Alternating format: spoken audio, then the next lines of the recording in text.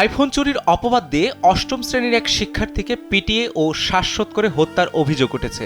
লক্ষ্মীপুরের রামগঞ্জে ফরিদ আহমেদ ভূঁইয়া একাডেমির ছাত্রাবাসে ঘটে এই রোমহর্ষক ঘটনা। নিহতের পরিবারের অভিযোগ, 14 বছর বয়সী মেহেদী হাসানকে ছাত্রাবাসের 415 নম্বর কক্ষে ডেকে নিয়ে 9 জন কলেজ শিক্ষার্থী মিলে শারীরিক নির্যাতন চালায়। ঘটনা ভিন্ন খাতে নিতে গলায় মাফলার পেঁচিয়ে জানালার গ্রিলে ঝুলিয়ে রাখা হয়। আমার দিদি ভালো একটা স্কুলে ভালো একটা স্টুডেন্ট ভালো একটা সন্তান আমার বাবা লাশাই ফিরবে আমি আশা করি নাই।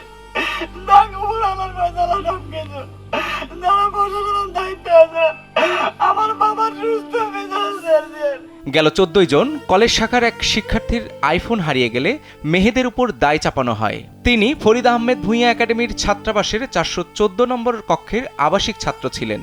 চুরির অপবাদের স্বীকারোক্তি আদায়ে 415 নম্বর কক্ষে নিয়ে তাকে নির্যাতন চালানো হয় বলে জানা গেছে। মারধরের ঘটনার সত্যতা নিশ্চিত করেছেন মেহেদীর এক সহপাঠী। আমাদেরকে ডেকে অনেক মারছে।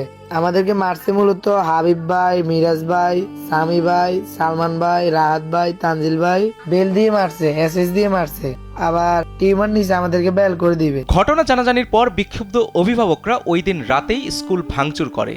এ ঘটনায় অভিযুক্তরা সবাই পলাতক রয়েছে। একই সাথে একাডেমির অধ্যক্ষ খন্দকার আব্দুল মান্নানেরও কোনো খোঁজ পাওয়া যাচ্ছে না।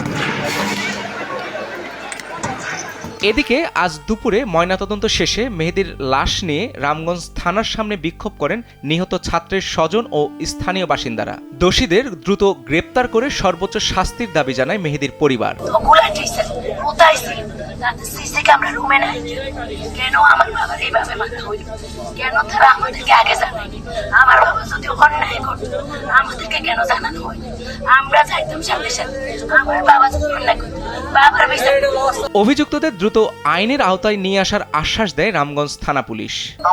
ব্যবস্থা করেন সুন্দরভাবে, পরবর্তীতে আমরা আইনগত ব্যবস্থা যেটাই হয় আমরা সুষ্ঠু তদন্তের মাধ্যমে নিশ্চিত করবো। আমার একটাই কথা, এখানে যেই হোক কোনো অপরাধ যদি এখানে ঘটে থাকে, অপরাধের সাথে যে জড়িত থাকুক তাকে আমরা আইনের আওতায় আনবো ইনশাআল্লাহ।